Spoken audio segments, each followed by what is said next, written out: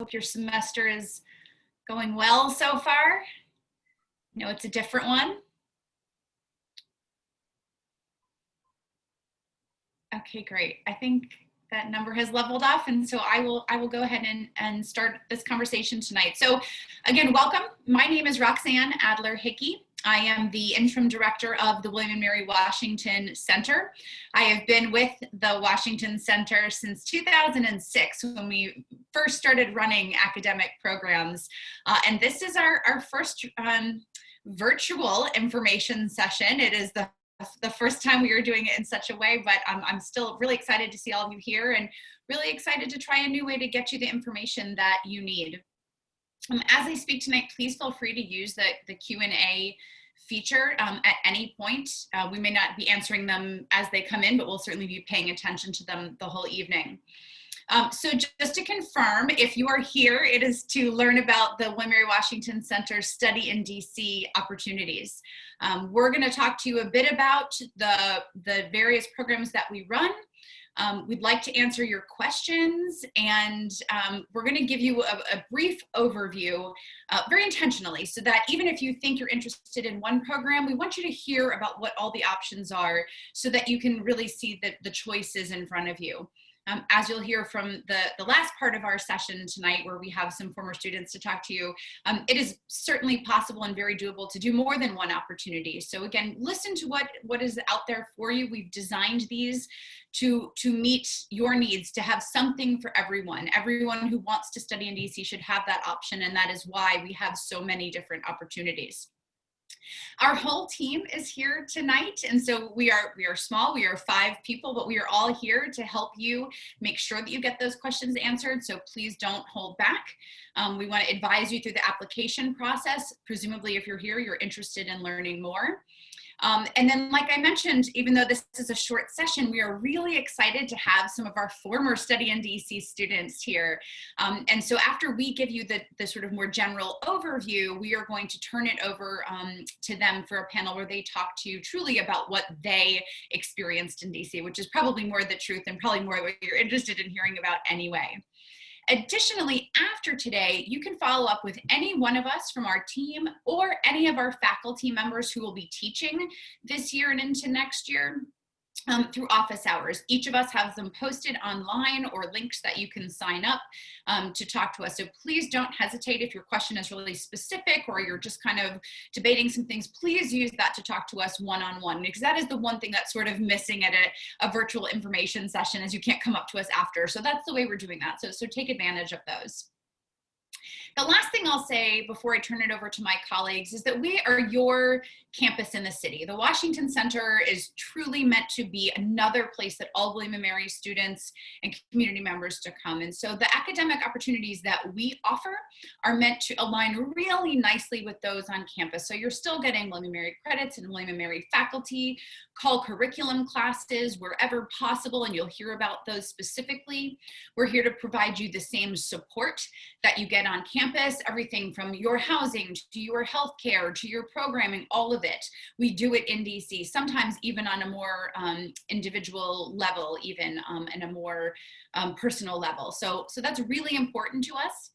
And then finally, no matter what program you participate in with us, you get access to alumni. And we have somewhere around the 20,000 mark of alumni in the DC area, and they absolutely love to work with current students. And so that's really the greatest thing that we have to offer you that isn't in Williamsburg. They're in the DC area. And so they are your class speakers, they are mentors, they come to networking events with you.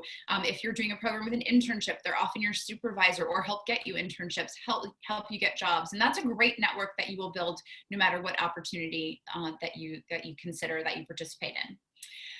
So that's the general overview. That's why we're here. Please ask questions. And now we are going to take a few minutes and go through each of the programs. And I am going to start by turning things over to my colleague, Reese Tucker, who will talk to you about the DC semester program, which, although is our oldest program, is launching a new model. So I am going to stop talking and pass it over to Reese. Hey everyone, as Roxanne says, my name is Reese. I'm the program manager for the DC semester program, and excited you're all here tonight. I'm excited to share a bit about our semester program, which is our longest running opportunity, as Roxanne said, started back in 2006, but we're excited to include some new tweaks and some adjustments moving forward for our spring 2021 semester. Overall, this is a full academic semester, either in the fall or spring, and it is 12 to 14 credits with an internship component and the potential to satisfy Call 300. And it includes speakers, site visits, and a formal mentorship program. This program has space for, averages roughly 20 students, but there's going to be no max moving forward. So if we have a ton of applicants, we have the room and potential to add a large group. And only sophomores through seniors are eligible to participate. So if you're a current freshman, you'll have to wait until this coming spring semester to apply for our upcoming fall semester in 2021. So one of the big things that's new for the spring semester is that it's going to be taught by a team of faculty members. So Roxanne will actually be leading courses based on your internship class, but then there's a speaker and site visit course called DC Past, Present, and Future, and it is featuring a team of faculty from several departments and disciplines focusing on short modules throughout the semester. So the full list is on our website, and you can go into more detail there, but in one semester, you'll get exposure to the history of DC for a couple of weeks, and then environmental and sustainability challenges from the next, international development and national security, and then looking at the built environment and architecture of DC transportation. So you get exposed to a wide variety of issues and topics going on DC, but just through the lens and the eyes of practitioners and professionals in the area.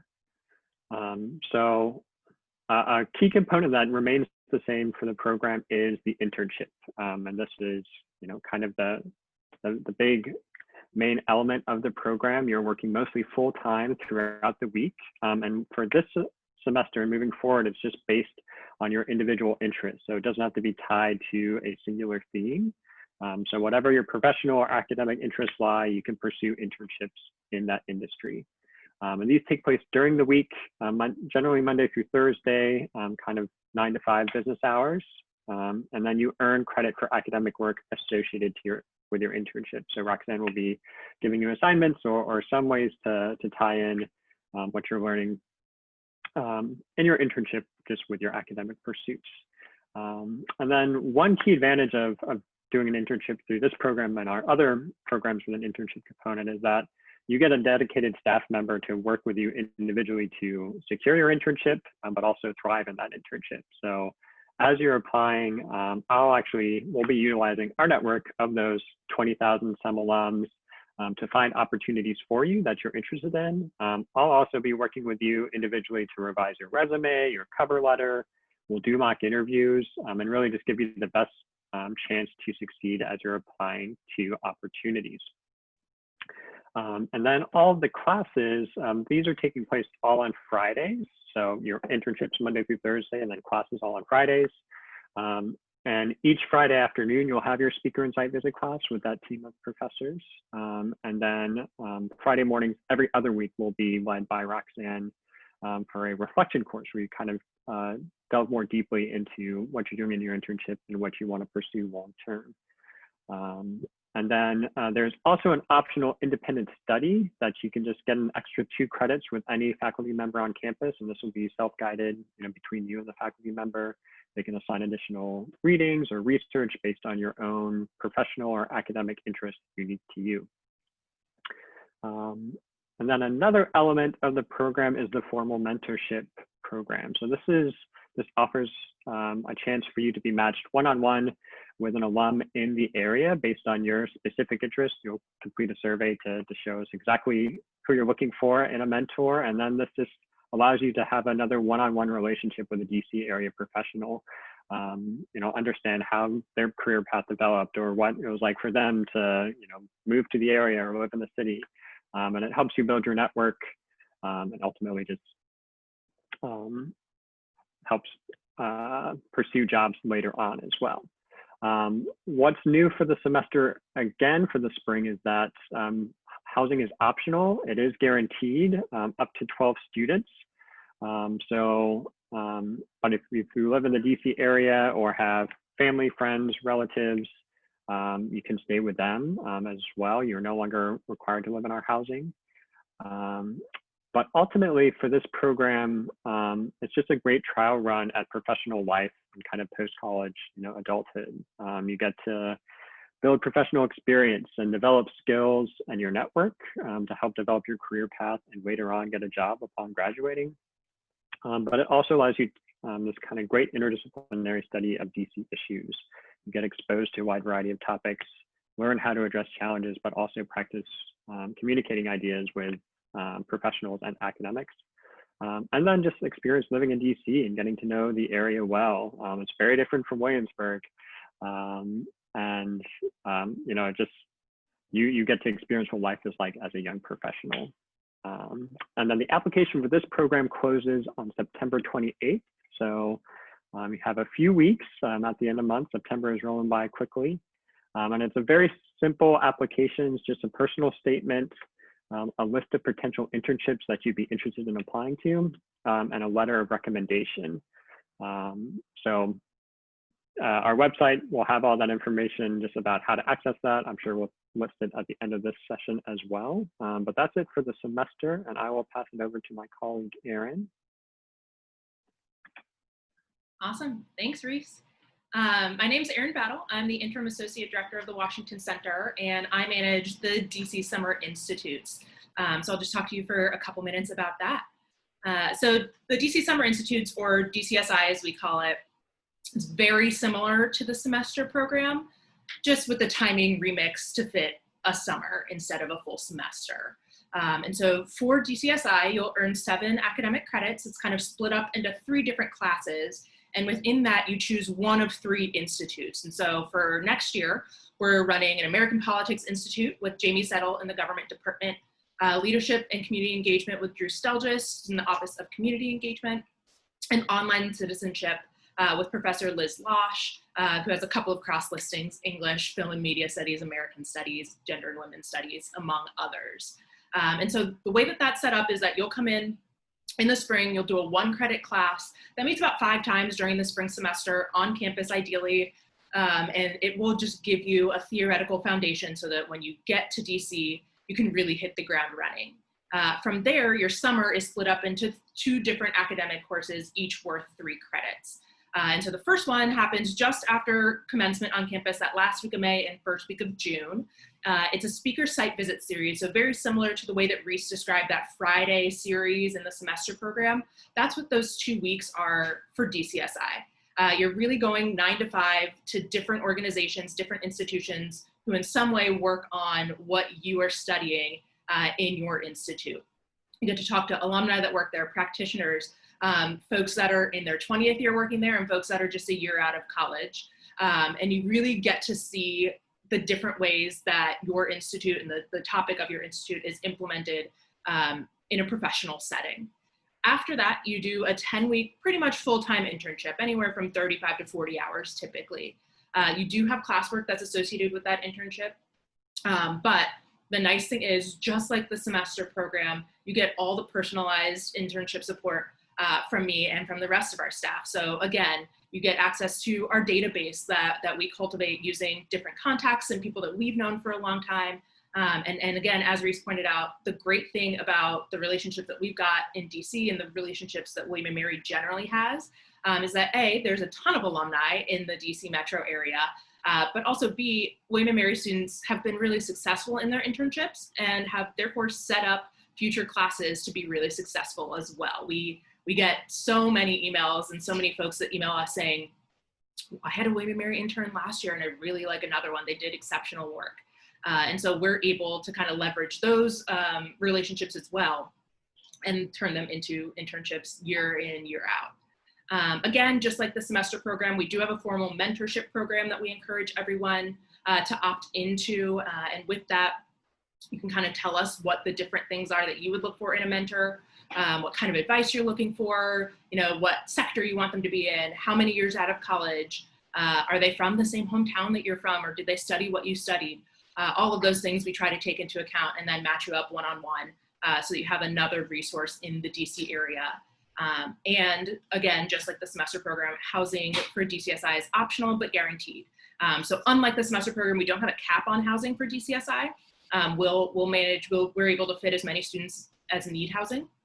But if you have family or friends in the area, or if you live in the area, you're also welcome to live at home and commute in. So just like the semester program, applications are currently open for the summer institutes. They'll close later in October 19th. So a little bit more time, just because obviously summer is after the next semester. But you can find all of our applications in the same place, and we'll have a link to that at the end of this slideshow. And so that's it for the DC Summer Institutes, and I'll pass it off to my colleague Gabe, who will talk a little bit about the DC Winter Seminars. Hello, everyone. My name is Gabe Canciobello. I am a program assistant with the Washington Center, and I'm going to be talking to you guys specifically about the hybrid DC Winter Seminars. The seminars themselves are worth 3 college credits, and depending on the class that you choose, will have a Call 300 attribute. So that is something very attractive to a lot of students. The time frame for it takes place in the month of January, so between the fall and spring semesters. You'll have 6 days of in-person class and 3 days of online, and that's where the hybrid name comes from. And you'll be able to live in DC for those 6 in-person days, and I definitely recommend choosing whatever housing is more comfortable for you guys. We have the same housing policy for this program, where we have guaranteed housing for you very close to the Washington Center in DuPont Circle. But if you want to live with a friend or have a sweet hotel that you're into, go for it. And so during the 6 days in person, you'll have that experiential learning that we have in all of our programs. So a lot of real world tangible experiences with academically rigorous classes. So that could be seen as professionals coming in and speaking to the class, experts in the field or subject of the class that you're taking. But also we'll throw in a little bit of professional development, as we like to do at the Washington Center. And as with all of our programs, we have a networking reception where students and William & Mary alumni can get to know each other. I do think this is super valuable. If I hadn't worked with the Washington Center during my undergrad years, I would have had 0 experience networking. And this is a phenomenal opportunity to do that, because it's as safe and comfortable and casual as it can be, because these alumni are just there to help you and to get to know you and give back to the community a little bit. So that's a super great opportunity. Our professors are William & Mary professors, so we bring them from campus. They teach for the week. You'll still get that classic high quality academics that you get on campus, don't worry. And this semester, we're going to be having 4 classes. So foreign and economic policy, news and media, power politics and persuasion, and urban education. The applications are currently open and will remain open until September 28th. And I will just reiterate what I said at the beginning in case you zoned out, but 3 credits, Call 300 in 9 days of class. So you can do the math. This is a great opportunity for people that are trying to get ahead or trying to graduate early. Or if you're behind a little bit and you want to get a head start on a future semester, this is a really good one. It's open to sophomores, juniors, seniors, and graduate students. So freshmen, please come back next year. But that's my time. Thank you guys, and I'll give it back to Erin. Awesome. Thanks, Gabe. So I'm back. I am just going to talk to you for a quick second about our other summer program, the hybrid DC summer session. And so this, of all of our programs, is the least intensive. It is very similar to summer session classes that you would take on campus, with a couple noticeable differences. The first being that it is inherently hybrid, and as opposed to winter seminars, that's just hybrid for this year, given COVID circumstances. DC summer session is hybrid always. And so the way that that works is that we have classes that'll happen on the same schedule as normal summer session. So either in summer session 1, which is 5 weeks long, or summer session 2, which is also 5 weeks long. The classes will be online for those 5 weeks. You'll have online coursework, discussion sections, etc. Again, purposely made online as opposed to a lot of the remote learning that you're doing now. But one of those weeks will also consist of in-person class sessions in the evening in the Washington Center. And during that week, your professors will bring in speakers to, again, talk to you about their job, their work, how you can implement things that you're learning in class in a professional setting and how they do so in their work. One of those days will also be a networking reception, again, so you get kind of that Washington Center patented professional development. We'll help you, give you some tips and tricks as to how to network, how to make it slightly less awkward. It is inherently awkward, and one of our goals is really to make sure that you feel comfortable doing it, knowing that that's going to be a great benefit to you in the future.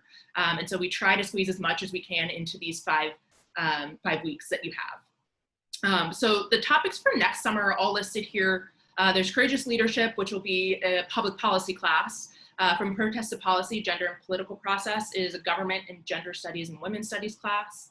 Help, Democracy, and Public Education is an education class.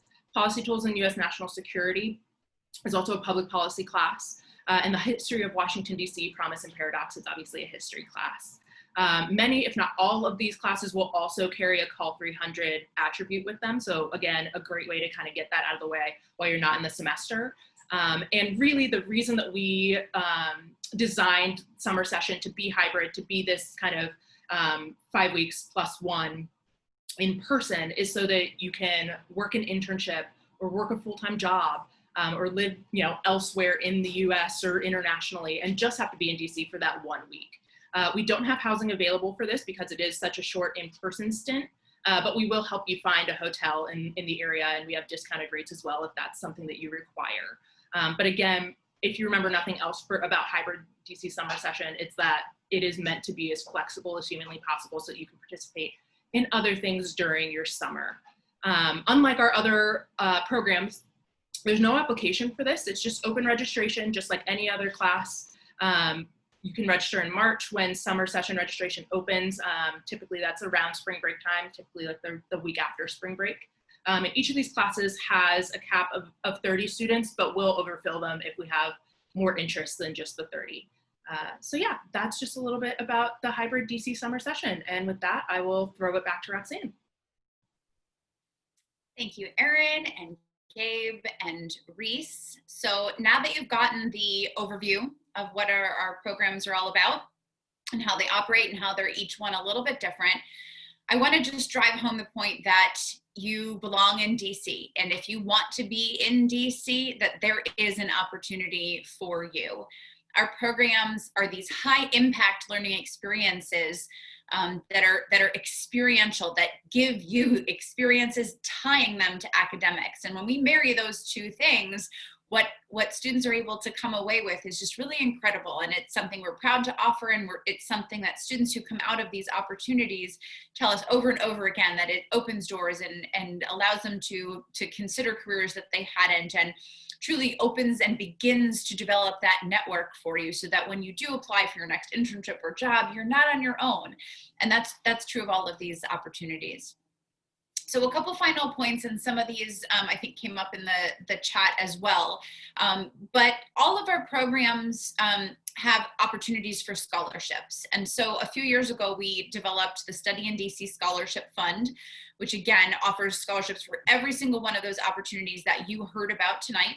There is a very brief application that you submit. So apply for the program. If you're worried about money, don't let that stop you from phase one, which is apply to the opportunity.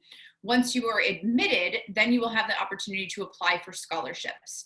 And you will know, we have a very quick turnaround. We're fast in DC. And so you will know very quickly after your application if you have earned one of those scholarships before you were asked to put a deposit down on your program. And so thinking through those finances is something we can help you do. And that's really important to us, that our programs are accessible to everyone who wants to do them. That is part of how we operate in our daily conversations in this office, is how can we help the students who want to be here. And that scholarship is a big part of it. We started a board a few years ago, and thanks to their generosity, last year and the year before, we gave away roughly $50,000 in scholarships for this program, and that's considerable. So again, please don't let finances stand in the way. Related to that, another question was about internships, and can they be paid or unpaid. So most internships are unpaid, but they can be paid, and you can still earn academic credit for it and earn money. So I wouldn't count on it at this stage, but it is definitely something that can potentially add to your financial package. And if it's not an hourly wage or a stipend, sometimes you get a Metro pass or a single credit, something like that. So there's options there, and we would help you through all of that as well. Another note you heard, we've got some hybrid classes that are usually hybrid, and then we've got winter seminars that we've made hybrid for this year.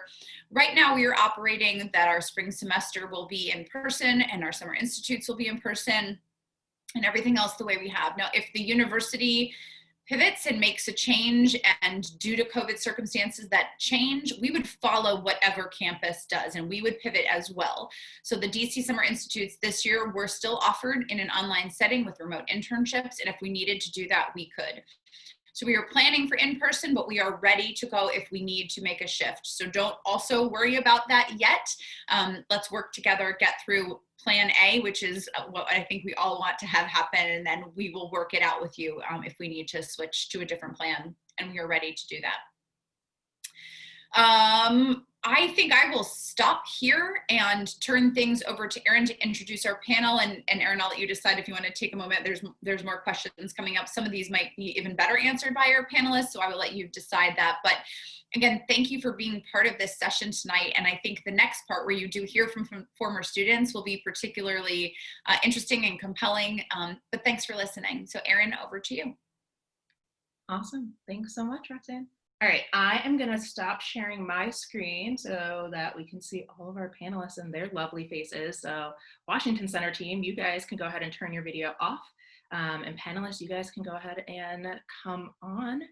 And students that are watching, all of our guests, please feel free to keep asking questions in the chat. We'll go ahead and try and filter through those so that we can make sure that students are answering them as they get asked. So I will just start by letting each of our peer ambassadors introduce themselves, and then we'll get started with the questions that are in the Q&A box. So I'm just going to go in the order that you all are on my screen. So Katie, you're first. Hi, everyone. My name is Katie Casperson, and I'm a psychology major, marketing minor. I'm a current senior, class of 2021, and I did the DC semester program during spring 2019. And my internship was with IMP, which is the parent company of 930 Club. If you're familiar with that, I did some marketing work for them. Perfect. Mary Olivia. Hi, my name is Mary Olivia Retner. I'm a senior. I'm double majoring in public policy and English. I did the 2018 hybrid summer session and the 2019 DC Summer Institute. And my internship was in the Capitol Hill office of Congressman Don Beyer. Awesome. Sophia. Hi everyone, I'm Sophia Saberdeen. I'm a senior majoring in government and minoring in marketing. And I did the fall 2019 DC semester program, and I interned at the DOJ in the Environment and Natural Resource Division. Mariana. Hi all, my name is Mariana Eraña Salmerón. I'm a current senior, and I did the Summer Institute on Leadership and Community Engagement, and my internship was with Generation Hope, which is a nonprofit in DC that works with teen parents and helping them be able to continue their higher education. RJ. What's going on, everybody? My name is RJ Hewitt. I'm a current senior studying government and educational studies with a focus on policy and equity. I did the fall 2018 semester program along with the winter 2019 winter seminar, excuse me. Cool. And Victoria. Hi, I'm Victoria Hernandez. I'm a rising senior. I am a government double major with gender, sexuality, women's studies, and unofficial minor in Hispanic studies. And I did the DC Summer Institute in 2019, which is really long ago now. And I also did the winter seminar this past winter. So last school year, before everything went fully crazy. Yeah. And Victoria, I think you're like a full-on senior now, not a rising senior anymore. You guys yeah, that's true too. I've had a very unusual 9 I like was thinking about it, and I was like, I literally haven't been on this campus in 9 months, and it was a time and a half to realize that. So yeah, I'm a senior. Awesome. Cool. Well, I will go ahead and jump into some of the questions that we're seeing in the chat box. Again, keep posting your questions in there. We will go through as many as we can. And I will also prompt you guys to just talk a little bit more about your individual experiences as we can. So I think we're getting a few questions about the internships in particular. So all of you all participated in a program that had an internship. Can you talk a little bit more about what that process looks like, both kind of the starting, just doing your research, through applying, interviewing, etc. I know a few of you kind of took different paths to that. So why don't we start with Katie, and we'll work our way through a couple of you guys. Yeah, so for my internship, I first started looking in the kind of database that the DC program provides to students, and I got a lot of good stuff in there. It was mostly from what past students had done and companies that they had good connections with. A lot of them were not necessarily like the route that I wanted to go down though, so I looked kind of on my own on LinkedIn, things like that, and eventually I applied to about 5, and then I think I heard back from 2 or 3, interviewed, and then was accepted by the 930 Club. And I know, like, so Mariano, why don't you go ahead and talk about yours, because I know your path was a little bit different than that. Yeah, so I also did the, started with the database, and I applied to a good amount, starting, gosh, like January before the summer session. So just really worked very closely with Erin in getting ready my applications and just doing a lot of research. I didn't really know what I wanted to do specifically, so I knew it was more in the nonprofit world. So it was just a lot of research and kind of asking myself what type of roles I wanted to have. And also interviewed in a few places. I think you have to get the idea that you might be applying to a lot of places and you might not necessarily hear back, and that's just a part of it. So it was a good learning curve of that. And after my interviews, it took a little longer to hear back from them with an official response. But then I got a couple offers and got to walk through with Erin how to decide which one to accept and try to see more in the long term what that would look like throughout the summer. And then I accepted around middle of March, end of March actually, my internship with Generation Hope, and it was great. There was another student in my program that also did her internship there, so we went about it very oppositely, and then suddenly realized towards the beginning of the program we were working together, so that was a nice surprise. So yeah, that was my process, but I think the biggest thing that I enjoyed about that process was really learning how to do the research, and the fact that there was someone walking along with it with me. Like, there was very clear steps of, this is how you start, step 1, step 2, hit the bump in the road, that's fine, this is how we fix it or how we confront it. So I think that's the uniqueness of this program. You're always going to have someone go through the process with you, so you're not alone in it, which was very encouraging for me. And Mary Olivia, you had yet a third kind of very different road in terms of securing your internship. So if you wouldn't mind kind of taking us through your journey. Yeah, I kind of already knew what places I wanted to apply to when I started the program. So I applied to several, and then I would talk with Erin about the options that I had, and I ended up getting a couple of interviews. I had one that was in person, and then I had some that were phone interviews. And then I didn't hear back until about April. And then I was able to decide from the offers I received. And I ended up going with the internship in Don Byer's office. But yeah, basically everything else was the same as the other processes. Awesome. And with regard to what kind of internships work both for the summer and for the semester, It's really wide open. I know the summer obviously has themes attached to it, but the professors very purposely make the internship part of the program very broad, so that if there's something specific that you want to intern in, or a sector that maybe isn't a one-to-one match with the title of your institute for the summer, you can go ahead and still apply and intern in those places. Your schoolwork, again, is made purposefully broad so that you can intern anywhere and it can fit and count. And the semester is completely wide open. There's no thematic obligations at all. Perfect. So why don't we shift a little bit to talking about kind of balance. For a lot of these internship programs, it's going to be the first time that folks work an internship full-time and living in the city and all the rest that kind of comes along with having schoolwork, et cetera, et cetera.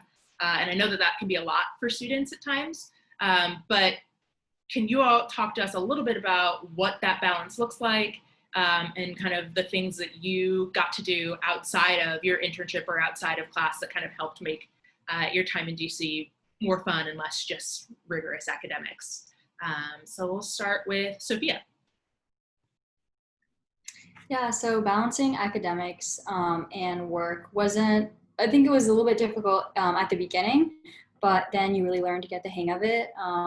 The program has been redesigned since, but when I did the semester program, we had 2 evening classes during the week, but now you guys will only be doing this on Friday, so you will not have to worry at all about going to work and then going to class, so that's definitely a stress reliever. But I definitely enjoyed after work just going out in DC, going to the monuments and doing that, and it was a lot of fun. RJ. Sweet. This is probably like my favorite question I've gotten. So my experiences in the semester program, like Sophia said, like we had classes not only on Tuesdays and Thursdays, we also had a Friday class too. It was like a class speaker kind of site visit kind of deal. And on like the Mondays, Wednesdays, and Fridays, I would just like take random metro rides to like random places in DC. Like one day, I actually went to like Tacoma, which is clear on the opposite side of DC from Chinatown. It's practically Maryland. It's one metro stop away from Maryland, from Silver Spring. And I actually got on the metro in the wrong direction and ended up in Silver Spring by mistake. And it was like the middle of the night. So, I mean, there's plenty of opportunities for you to like go do random stuff. My big thing was I would like go find random places to eat, like on like Wednesdays after work or whatever. So yeah, there's plenty of opportunities for you to, you know, explore DC and just find random things to do. Yeah, the one thing that we learned about RJ during his semester is that he loves to eat. We learned that very early on, and always had food supplied just for you. Cool. So another question that we get a ton, and that is in the chat box, is, you know, it's DC, are all of our courses government themed? Obviously we have some government courses, but what else is there? And so I'll start with Victoria on that one. Can you talk to us a little bit about the themes of the classes that you took, since they were non-government classes?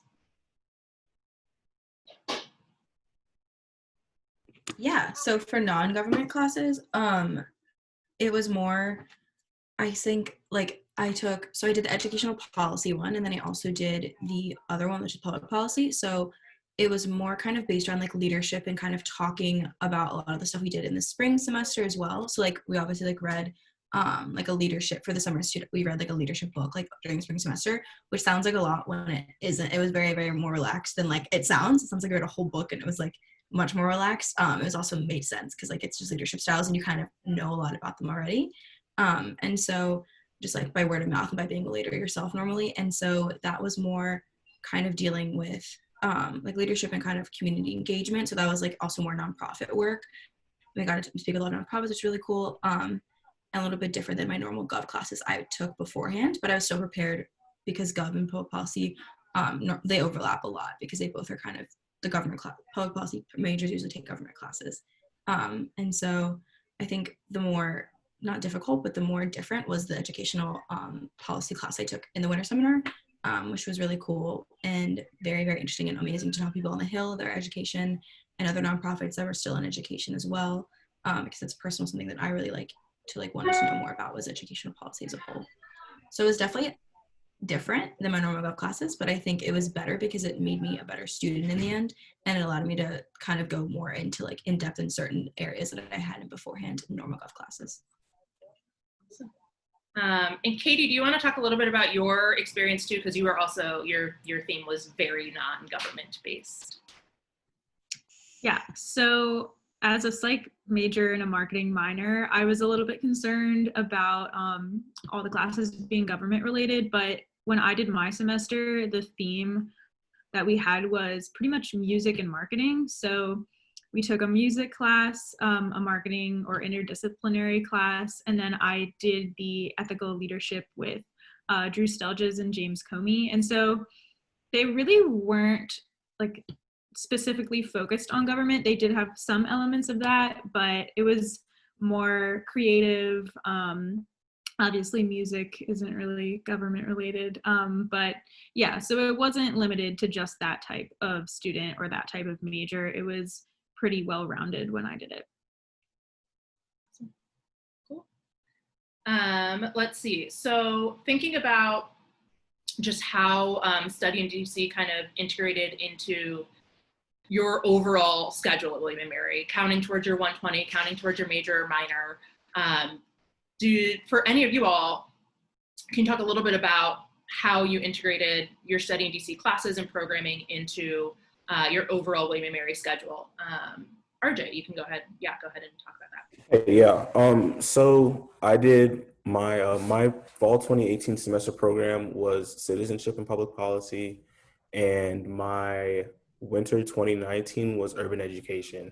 So I am an ed studies minor, and that one of the classes that we took actually counts as one of my minor requirements, but I can also choose to use it as an elective for my minor. That kind of just depends on, you know, what other classes I've taken in my minor already or what I plan to take. So that's something you kind of just have to take up with the registrar. They can, you know, kind of manipulate degree works and what classes count for what requirements. But as long as you, well, I'll put it this way too. If you see a program that you want to apply to and you see the course listing, sometimes you can ask, or you can, you know, confirm or deny this. You can ask if there's like a cross listing for it for your major or minor, and that might help you in determining whether it counts towards your major or minor or not. I know as well some of my semester classes also counted as government electives, government elective credits, and I think one of the classes also counted as like a call 200 and a call 300 requirement too. So yeah. Thanks, RJ.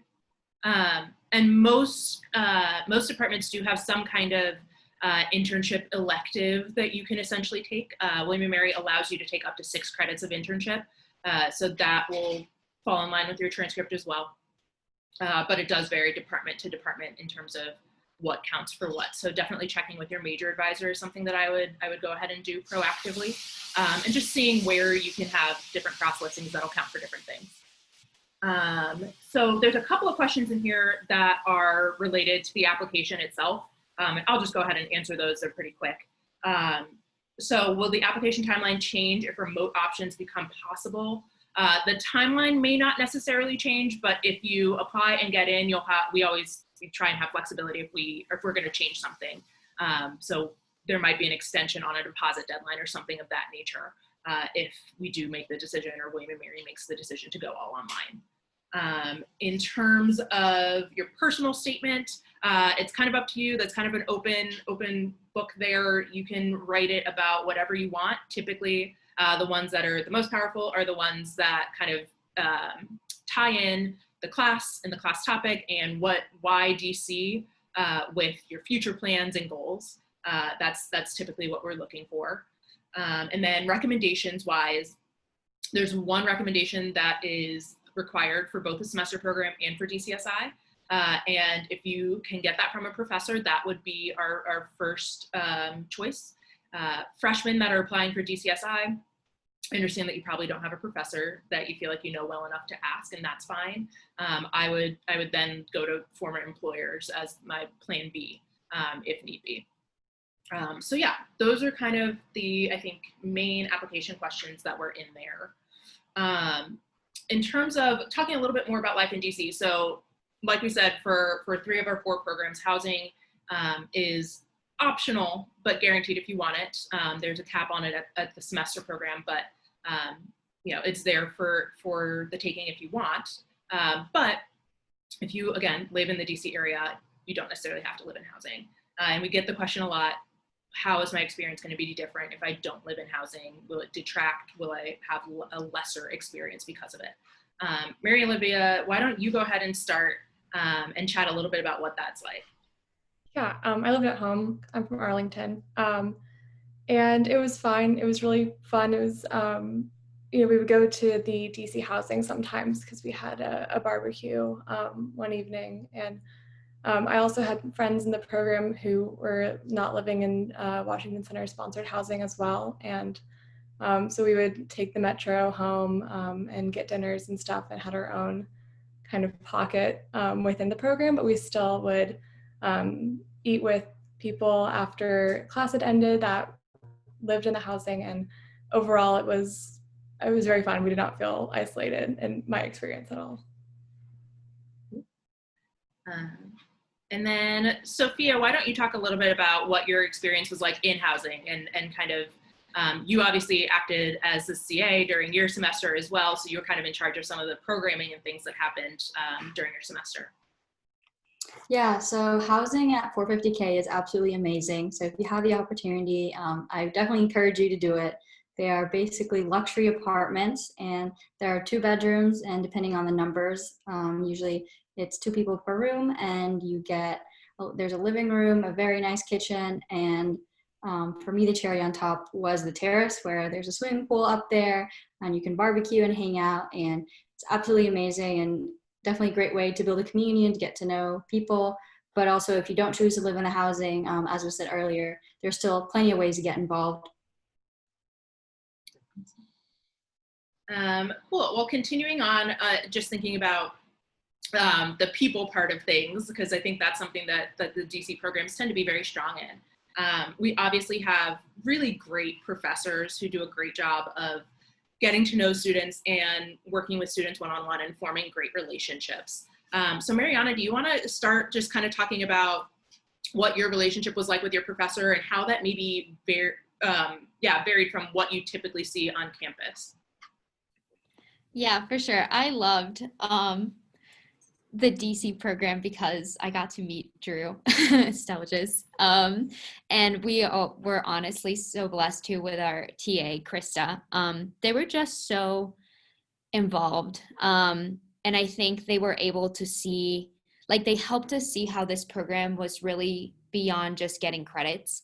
It really was so much about personal development. It was about really seeing like this connection between what we were doing in school and the value of having the theory and the foundation of experiences on campus to then be able to actually take that into action in at the work environment, just personally living in the city. So I really appreciated it because he just was very in contact with us, was always such a champion for us in what we were doing in our internships. I felt like whenever I had a good project or I was able to, just make a contribution to my internship, I was able to send him an email and update him on what I was doing, and he was so supportive.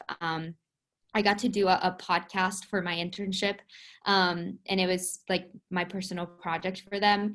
And so I was able to share it with him at the end of the summer, and he went on to share it with multiple alumni who then they reached out to me to congratulate me on it. And so it was just very powerful how your professors are just another connection to so many other alum, to possible opportunities in the future. Like Drew was also in a lot of the alumni networking receptions, and he would come up to me and say, hey, go talk to this person. They're interested in the same things you are.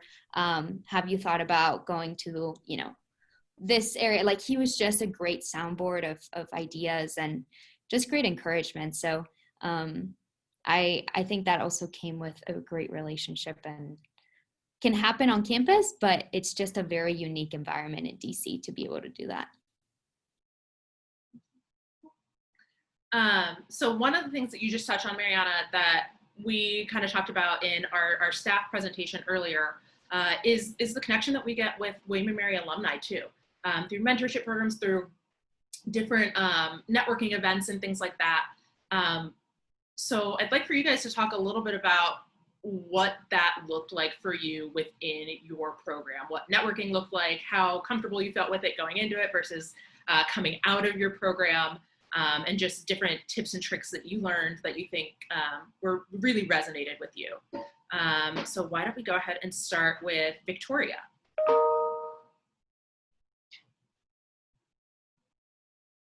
Sorry, I keep on having technical difficulties. You cut out. Could you repeat the question? I'm sorry. No, you're good. Can you talk a little bit about networking and getting to meet William & Mary alumni and what that kind of looked like for you and your experiences? Yeah, so Drew very also much pushed us out of our comfort zone a little bit at some of the networking events that we had over the summer. So over the summer, it was like we would kind of like talk to him, and he'd also bring over like alumni that he knew that he had in his classes that he brought with him, which is really cool.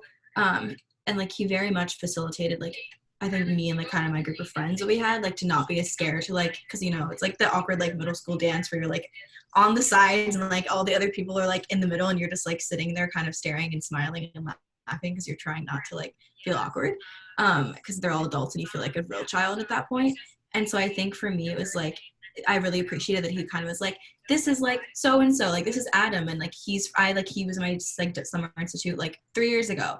And like this is what he does now. And like I also being in a sorority, which was funny because I actually met somebody that was like in my sorority at William & Mary, so it was really funny. And like I knew like her like family line, so it was just like really funny. It was like a small coincidence, but it was like a good talking point. But I wouldn't have been able to like kind of do all of that without like definitely like kind of him being like go talk to people. And I definitely like that summer I tried really pushing myself out of my comfort zone and like talking to more people and like getting to know people. And like I even took what Drew said in class and like actually like used it at my internship. So I actually like connected with some of my legal department at like NAF where I was working, and it was really cool because like I was scared to do that, but he kind of like kept on talking about it in class, and I finally just decided I would, and I ended up like getting a really cool connection out of it. And I actually like hopefully knock on wood will be getting this internship with the place that she interned at soon for the fall semester.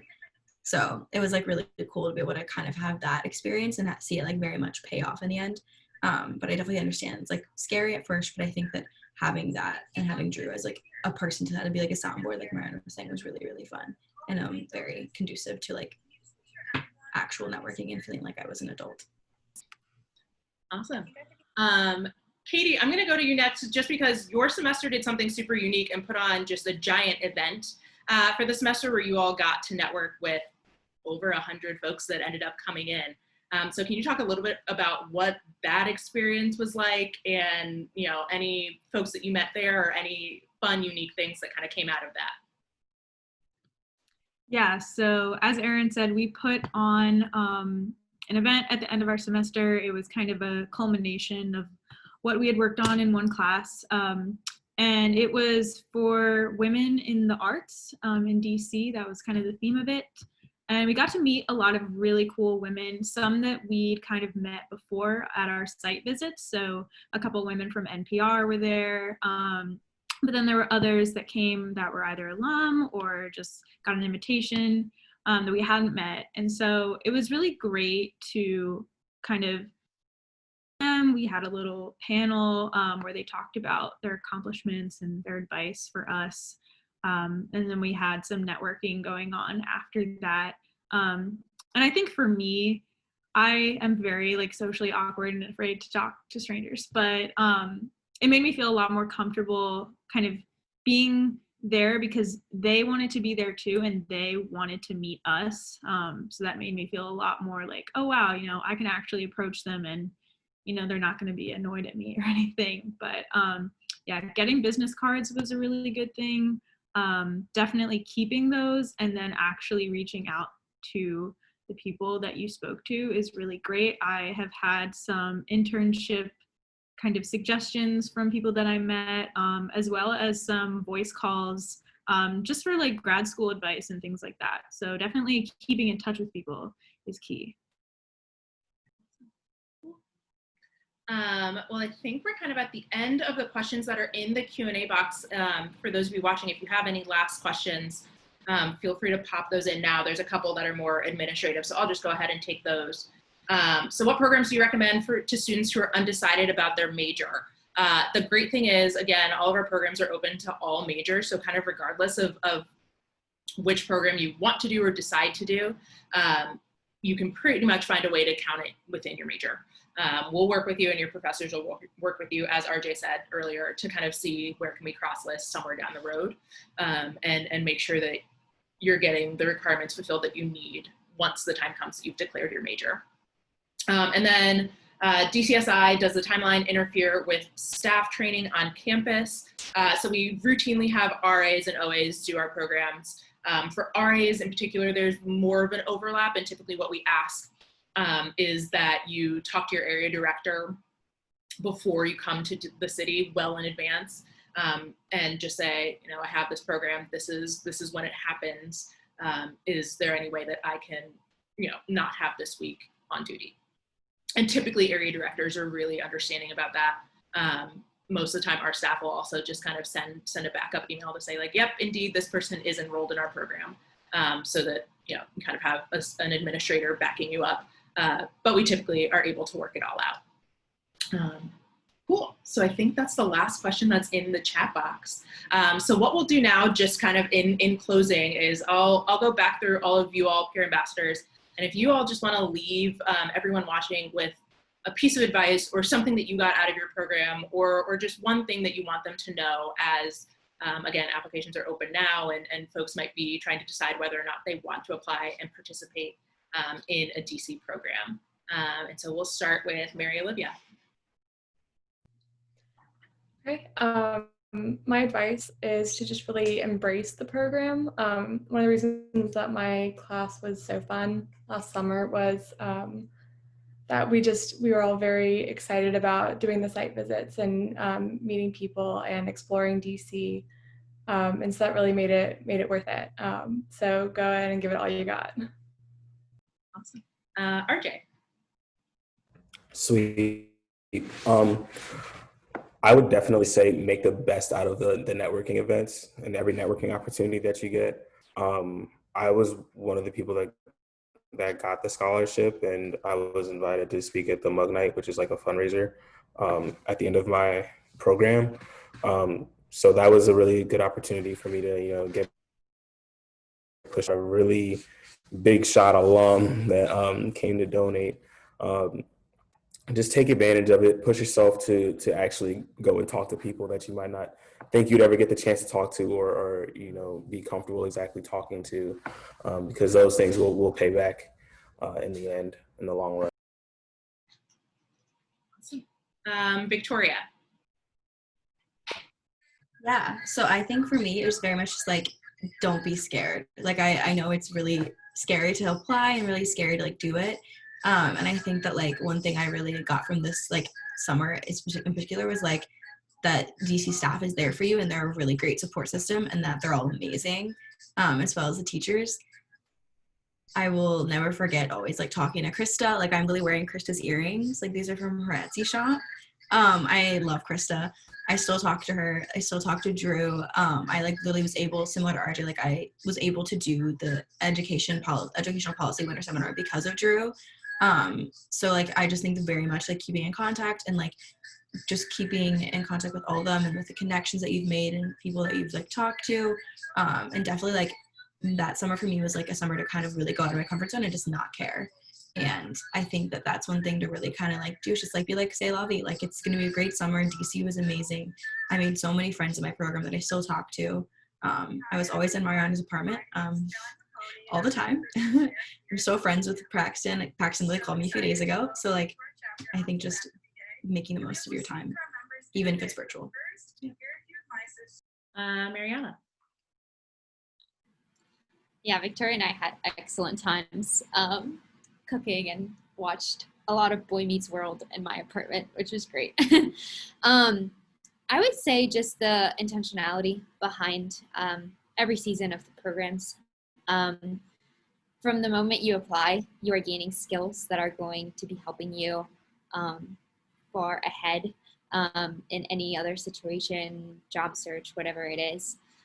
So really enjoy it and take the time to reflect on each section of the application process, and then, you know, if you're accepted, all the job search or internship search and stuff. But what, you know, being intentional with your time. I did the summer, so it seemed more limited, but you can be very intentional about where you do your work, who you go to see, you know, reaching out to alumni to have, you know, get a cup of coffee, something like that. Like, the intention you put behind this program can really, I mean, there's so much you can get out of it. Awesome. Sophia. I think one thing that a lot of people have asked me is, do you miss the clubs and organizations and being directly linked to main campus? And honestly, no. I was very proactive and I kind of knew what I was looking for. I knew that I would really miss playing sports. I play soccer, and I just Googled like women's soccer leagues in DC, and sure enough, there was a league that I joined, and I met 35 other incredible women that are all young professionals and are either in grad school or law school, and that ended up being a networking opportunity. And they have told me about jobs and positions and things that I've looked up online that I'm actually thinking of maybe applying to just because of those connections. So you really never know the opportunities that present themselves. So I would definitely encourage you to be proactive and to seek these opportunities. And I mean, I went on the soccer field to play soccer, and little behold, I just met a bunch of women that taught me about the working world. So definitely be proactive and don't be afraid to go out of your comfort zone. Awesome. And Katie. Yeah, so I guess two things. One would be to just keep an open mind about studying in DC. I think when I was applying to colleges, I totally discounted city schools. I was like, I don't want to be in a city. Cities are big and scary and gross. But like, it ended up being my favorite thing ever. Like, my favorite semester at William & Mary by far. Every day I wish I could go back. And like, the other thing is just to take advantage of the time that you have there, because like I said, I wish I could go back every day. There was so much to do. Like, I was never bored. My classes were great. The friends I made were great. I made a really good connection with my professor, who's now like writing rec letters for grad schools and everything, all of it. Just take advantage of it, because it's not forever. That's kind of cheesy, but you know. Awesome. Well, thank you all so much for talking about your experiences. Truly, you are greatest advocates, and I think that students coming in the future really get the most out of hearing you all talk as opposed to hearing us talk about you all. And so thank you for your time. For those of you watching, I hope you all got what you wanted and needed out of this. Obviously, our entire staff is available both for office hours and to ask questions. All of our emails are on our website. As well as when our office hours are, so you can go ahead and schedule those. And our ambassadors have an email as well. So if you have questions that are geared more towards former students, you can just send them an email at dcambassadors@wm.edu, and one of them will get back to you with an answer. And with that, we have a couple of other different events that are happening this week as part of our Study in DC week. I know many of you probably are used to our big long study in DC day with us wearing our crazy yellow t-shirts and yelling and giving out free stuff. But just to highlight a couple of the events that are happening, tomorrow at 12:30, this is a new time, at 12:30, Drew Stelgis will be doing an interview and Q&A with Paula Reed, who's from CBS News. For those of you that don't know her, she's awesome. She's a William & Mary alumna, and she is one of the couple of women in particular lately that seemingly have gotten under the president's skin a little bit and have had some back and forths with him.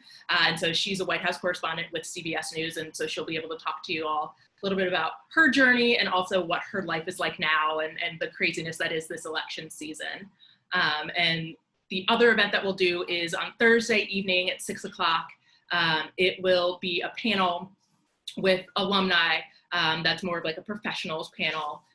Where you just get to kind of ask those folks how they got to where they are, what different things did they do, what advice they have for you all, especially as we enter into an economy where maybe jobs aren't as available as they have been previously, and what all of that looks like. And so please take advantage of both of those things. You can register on our website. It's just wm.edu/dccenter/DC week. The final thing that I wanted to highlight is that we are also doing raffles for all of our events this week. And so you can enter yourself into the raffle. We'll send you the link after this. And I believe, yeah, Gabe just put the raffle link in the chat box. So register yourself for that. You can double or triple your chances of winning by attending our other events this week. It's going to be a random selection, and the raffle prizes are gift certificates to, Gabe can probably put it in the box, but to Wawa and the Cheese Shop, and there's one other one that I can't quite remember, but I trust Gabe. So it'll be a random selection. Feel free to register yourself and attend our events this week, and you can get a gift card. And so with that, like I said, if you have any questions that went unanswered, please feel free to get in contact with us. We really, even though we're remote, we have an open door policy and love to talk and answer questions about study in DC. So we are super excited that all of you joined us. We hope to see your applications come through. We hope to see you in DC. And I hope everyone has a great rest of the night and a wonderful start to the semester in person. Have a wonderful evening, everybody.